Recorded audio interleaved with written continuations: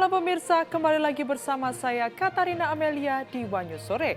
Beredar isu kena reshuffle, Kepala Badan Percepatan Pengentasan Kemiskinan atau BPTASKIN, Budiman Sujatmiko mengaku tidak tahu soal isu yang menyebutnya akan kena reshuffle atau pergantian kabinet. Informasi lainnya pemirsa, sejumlah anggota Polda Bali mendapat kenaikan pangkat luar biasa serta piagam penghargaan setelah mengawal aksi demonstrasi yang berlangsung ricuh pada akhir Agustus lalu. Kenaikan pangkat luar biasa ini diberikan sebagai bentuk apresiasi kepada personil Polri yang bekerja melebihi panggilan tugas saat pengamanan unjuk rasa. Pemirsa, inilah Wanyu Sore selengkapnya.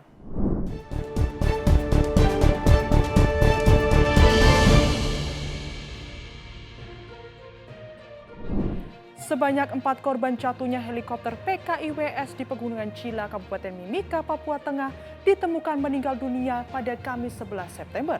Keempat korban kemudian diserahkan kepada perwakilan pihak keluarga korban.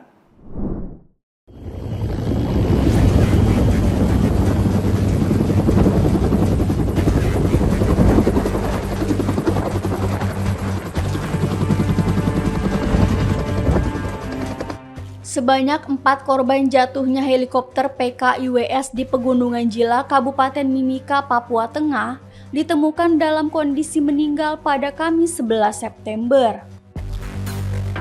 4 korban tersebut kemudian diserahkan kepada perwakilan pihak keluarga korban.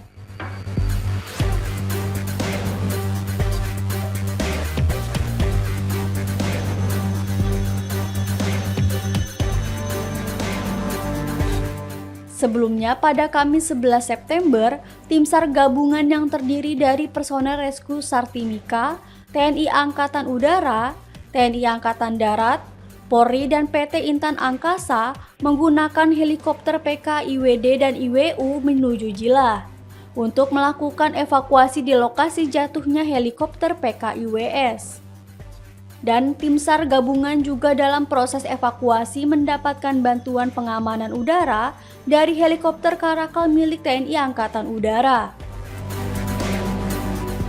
Setelah seluruh korban dinyatakan berhasil dievakuasi ke Timika, maka operasi SAR terhadap jatuhnya helikopter PKIWS di Pegunungan Jila diusulkan ditutup.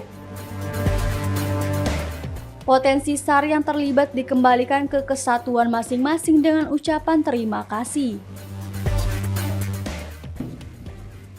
Selamat sore rekan-rekan media. Dari Basarnas Timika mengupdate informasi kecelakaan helikopter PKIWS yang terjadi dari Ilaga ke Timika dan lokasi kecelakaan di antara Ilaga dan Jila. Kami update secara teknis informasinya bahwa helikopter terbang dari Timika ke Jila membawa ke-7 rescuer dari Basarnas Timika, kemudian 1 personil dari Kodim Mimika.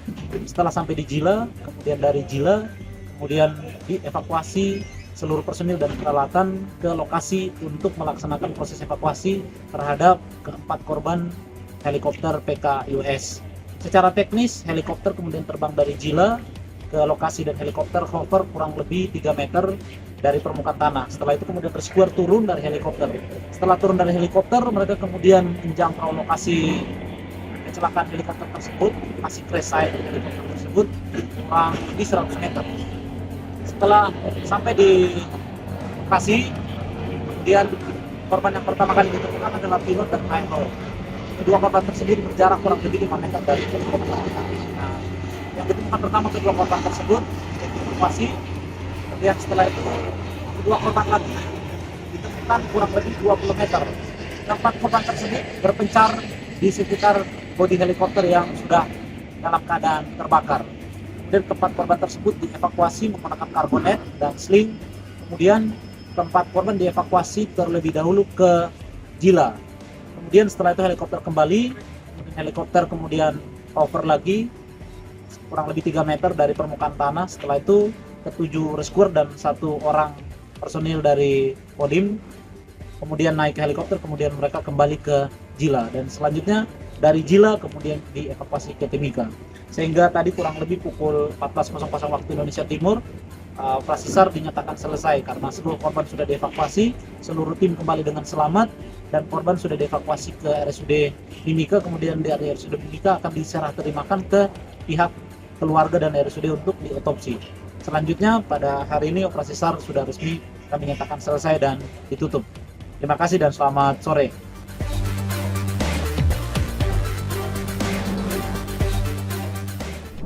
Presiden Prabowo Subianto dipastikan akan menghadiri sidang Majelis Umum Perserikatan Bangsa-Bangsa di New York, Amerika Serikat. Kehadiran ini menjadi tanda untuk pertama kalinya dalam 10 tahun terakhir, Kepala Negara Indonesia kembali hadir langsung dalam forum bergengsi tersebut.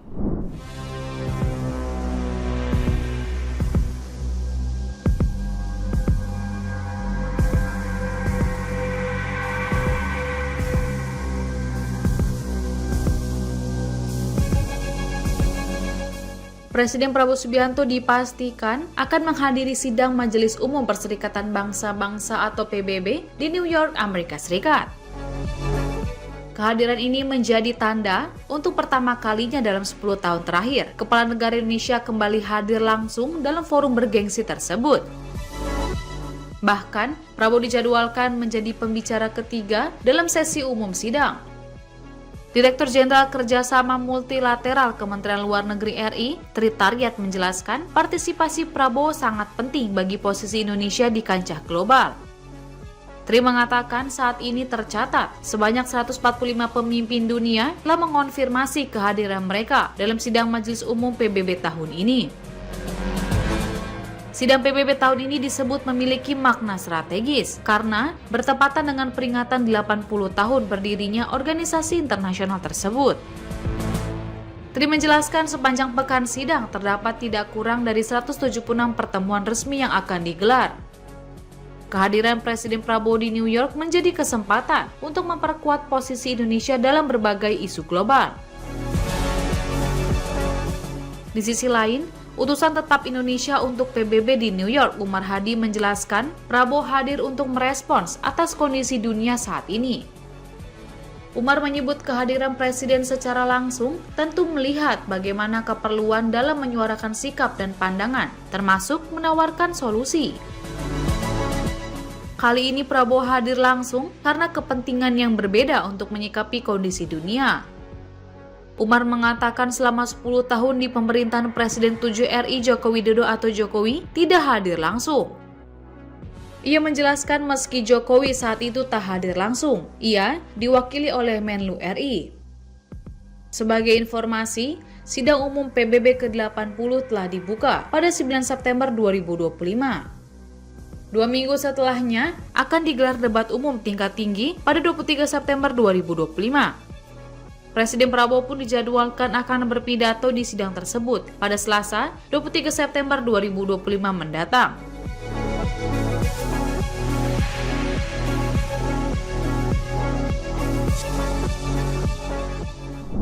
Menko Polhukam Yusril Iza Mahendra mengatakan TNI sebagai institusi tidak bisa menggunakan pasal pencemaran nama baik dalam UU ITE. Ia mengimbau agar dilakukan ruang dialog dengan CEO Palaka Project, Ferry Irwandi, dan mengingatkan kritik konstruktif di media sosial masih dalam koridor kebebasan berpendapat yang dijamin konstitusi.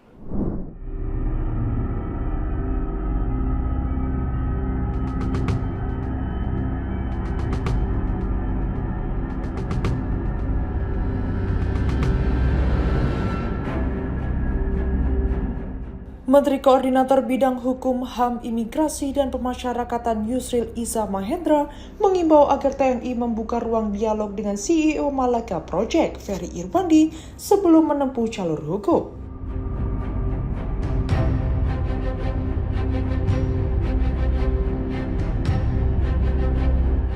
Ia menegaskan langkah pidana seharusnya menjadi pilihan terakhir jika komunikasi tidak membuahkan hasil.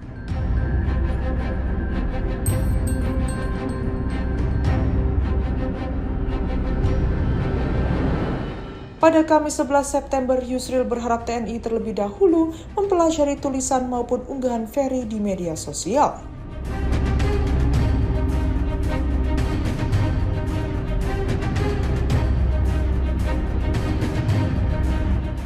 Jika isinya berupa saran atau kritik yang bersifat konstruktif, hal tersebut masih dalam koridor kebebasan berpendapat yang dijamin konstitusi.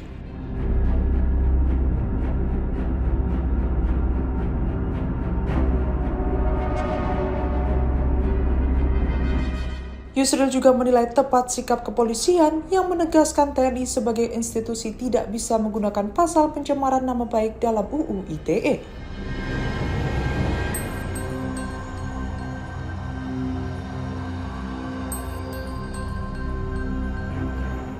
Hal itu sesuai putusan Mahkamah Konstitusi atau MK yang menyatakan frasa orang lain dalam pasal 27A UU ITE hanya berlaku untuk individu, bukan lembaga pemerintah, korporasi, profesi, maupun jabatan.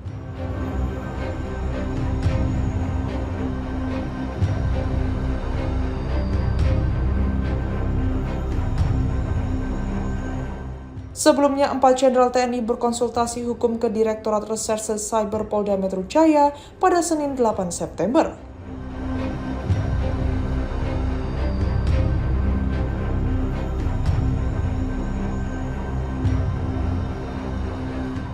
Mereka adalah Dansat Cyber TNI Brigjen Juwinta Omboh Sembiring dan Puspom Mejen TNI Yusri Nuryanto, Kapuspen TNI Brigjen Marfredi Ardiansah, dan Kababinkum TNI Laksda Farid Maruf.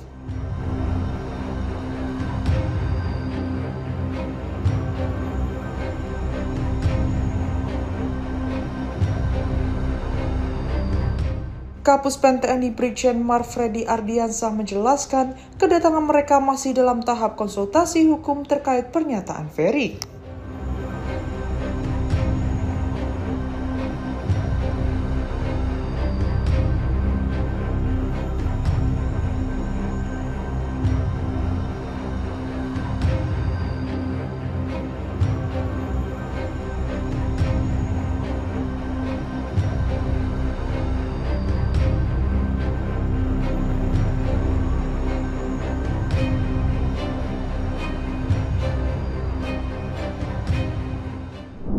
Presiden Prabowo Subianto baru saja mereshuffle beberapa menteri kabinetnya, termasuk Menteri era Jokowi Sri Mulyani, Budi Ari, dan Budi Gunawan. Berikut adalah nama-nama Menteri era Jokowi yang masih bertahan di kabinet pemerintahan saat ini.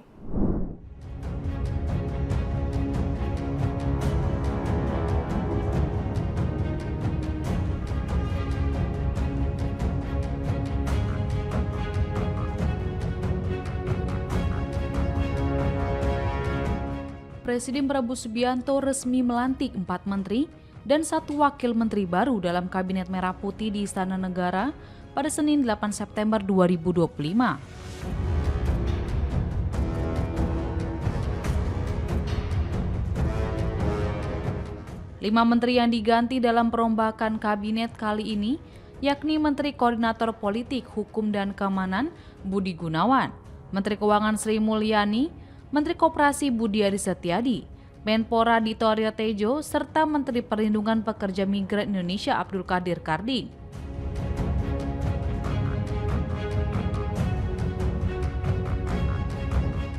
Mereka merupakan menteri yang sebelumnya duduk dalam Kabinet Indonesia Maju di pemerintahan Presiden ke-7 RI Joko Widodo atau Jokowi.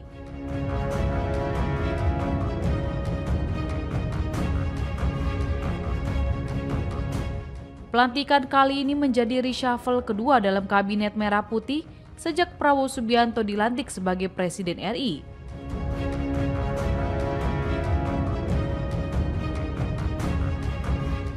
Perombakan ini menandakan awal dari penataan ulang kabinet di tengah dinamika pemerintahan Prabowo yang baru berjalan beberapa bulan.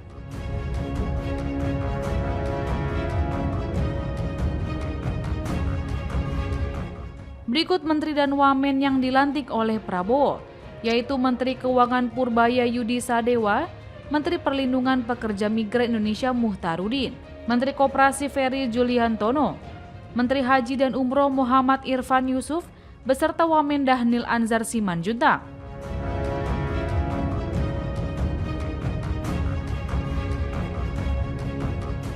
Untuk sementara, posisi Menko Polhukam akan diisi oleh Syafri Samsudin sebagai pejabat ad interim dan posisi Menpora belum terisi.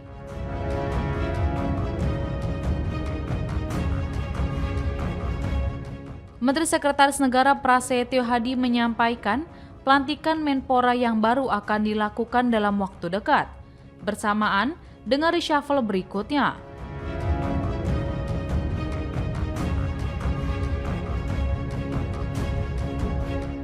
Namun Prasetyo tidak menyebutkan siapa nama calon Menpora tersebut ataupun waktu pasti pelantikannya.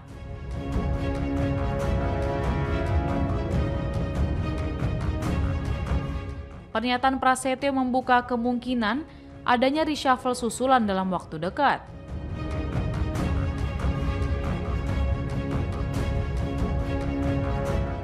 Ia juga mengisyaratkan sejumlah menteri lainnya berpeluang untuk diganti, termasuk para menteri Jokowi.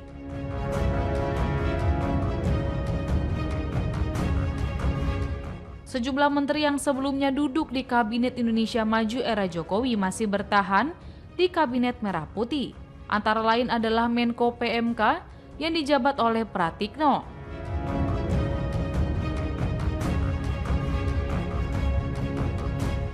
Menteri BUMN yang masih dipegang oleh Erick Thohir, Menko Perekonomian dijabat oleh Airlangga Hartarto, Menteri Dalam Negeri dijabat oleh Tito Karnavian, Menteri Kesehatan yang dijabat oleh Budi Gunadi Sadikin, Menteri SDM yang dijabat oleh Bahlil Lahadalia, hingga Menteri Kelautan dan Perikanan, Sakti Wahyu Trenggono.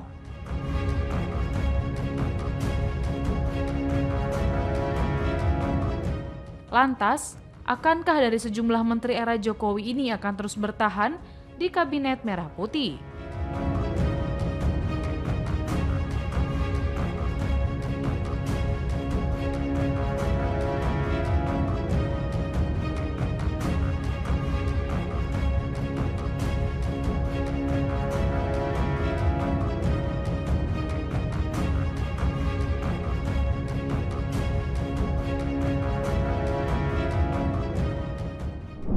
Wakil Ketua DPR RI Sufmi Dasko Ahmad menemui Presiden Prabowo Subianto di Istana Merdeka. Sekretaris Kabinet Teddy Indra Wijaya mengatakan dalam pertemuan itu keduanya membahas berbagai hal, mulai dari perkembangan terkini di tanah air hingga sejumlah program prioritas pemerintah.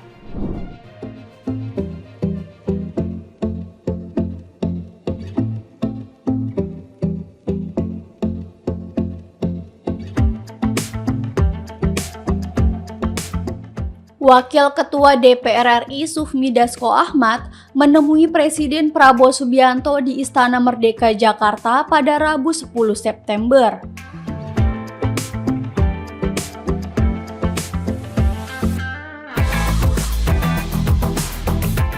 Momen tersebut diunggah di akun Instagram Sekretariat Kabinet.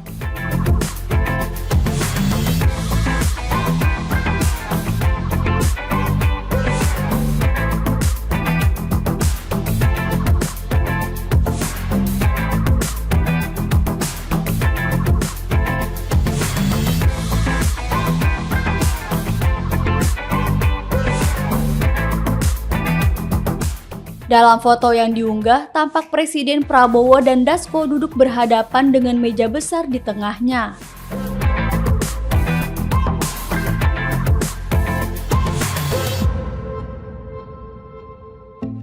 Dalam keterangan unggahan tersebut dijelaskan, pertemuan itu dilakukan pada siang hari.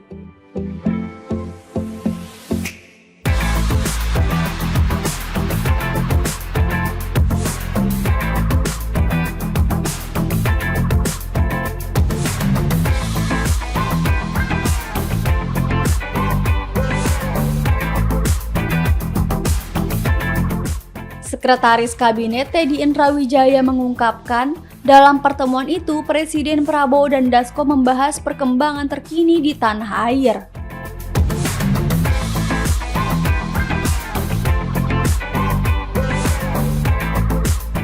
Hingga sejumlah program prioritas dan kebijakan pemerintah.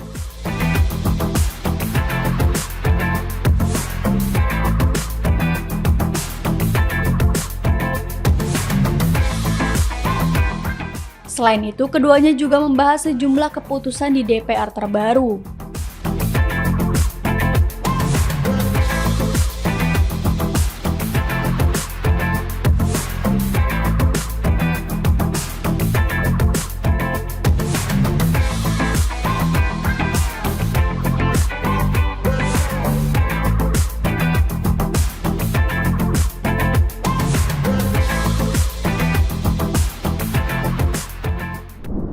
Kepala Badan Percepatan Pengentasan Kemiskinan atau BP Taskin, Budiman Sujatmiko mengaku tidak tahu soal isu yang menyebutnya akan kena reshuffle atau pergantian kabinet. Budiman mengatakan dirinya kurang mengetahui hal tersebut dan menyebut tidak ada pembahasan soal reshuffle dari Presiden Prabowo Subianto.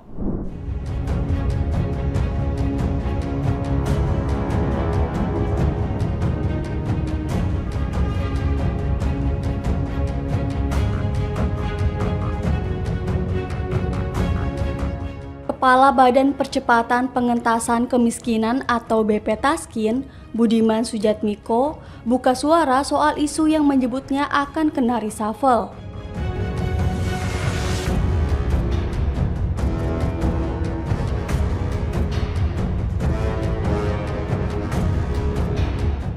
Budiman mengaku tidak tahu soal kemunculan isu yang menyebutnya akan kena reshuffle. Terlebih tidak ada pembahasan soal hal tersebut saat dirinya bertemu dengan Presiden Prabowo Subianto.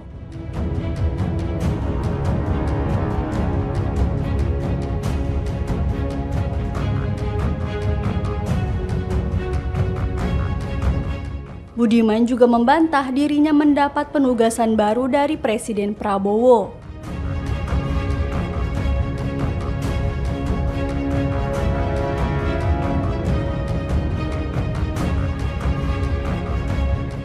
Budiman menegaskan dirinya masih mengemban tugas dari Badan Percepatan Pengentasan Kemiskinan.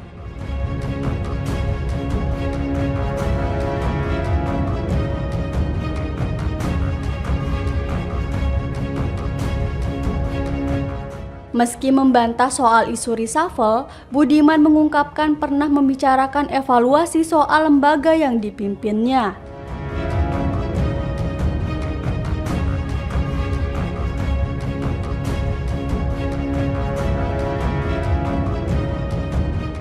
BP Taskin sudah melaporkan soal tugasnya dalam membuat rencana induk pengentasan percepatan kemiskinan saat proses evaluasi.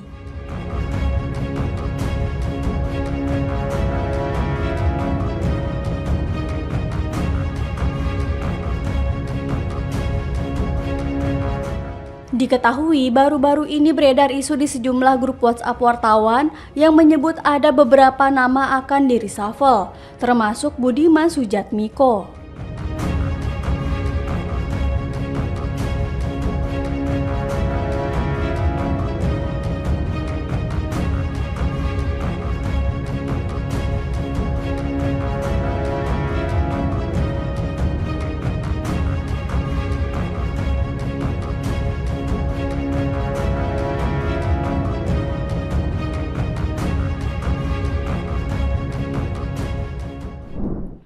Sejumlah anggota Polda Bali mendapat kenaikan pangkat luar biasa serta piagam penghargaan setelah mengawal aksi demonstrasi yang berlangsung ricuh pada akhir Agustus lalu.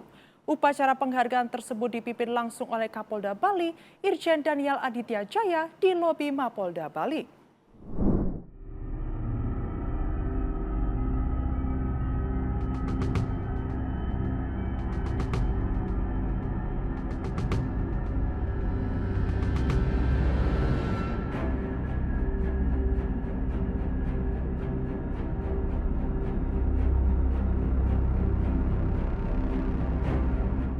Sejumlah anggota Polda Bali mendapat kenaikan pangkat luar biasa serta piagam penghargaan setelah mengawal aksi demonstrasi yang berlangsung ricuh.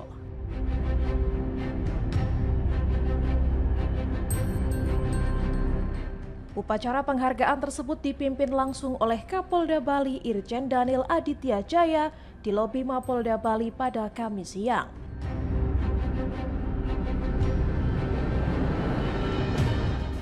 Kenaikan pangkat ini diberikan sebagai bentuk apresiasi atas pengabdian para personel yang dinilai rela berkorban tanpa pamrih demi negara.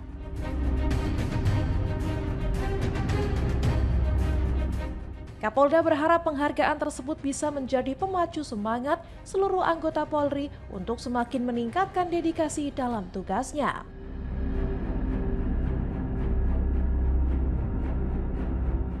Demonstrasi yang mereka kawal dipicu insiden tewasnya pengemudi ojek online Afan Kurniawan yang tergelincir hingga masuk ke bawah kendaraan taktis polisi di Jakarta.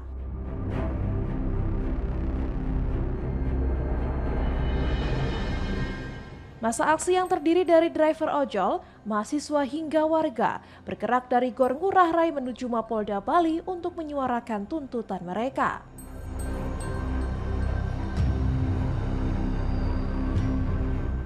Para demonstran meneriakkan yel-yel reformasi serta membawa spanduk berisi kecaman terhadap aparat penegak hukum.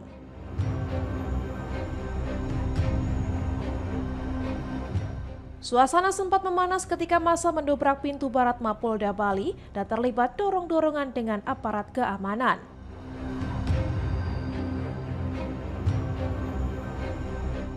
Polisi bersama pecalang dan pasukan anti huru-hara pun bersiaga di lokasi untuk mengendalikan situasi dan mencegah kericuhan meluas. Saksikan yang upacara kenaikan pangkat luar biasa untuk ada 2 orang personil anggota Polda Bali atas pengabdian yang luar biasa, terutama pada saat penanganan unjuk rasa beberapa hari yang lalu. Ini merupakan salah satu bentuk atensi dan perhatian pimpinan kepada anggota yang melaksanakan tugas dengan baik. Sebagai motivasi ya bagi semua personil Polri di lapangan ketika melaksanakan tugas, laksanakanlah tugas dengan setulus-tulusnya, dengan sebaik-baiknya. Tentunya penghargaan dari pimpinan, institusi melalui pimpinan ini pasti akan diberikan kepada setiap anggota yang dinyatakan berprestasi atau melakukan kegiatan tugasnya dengan cara yang luar biasa.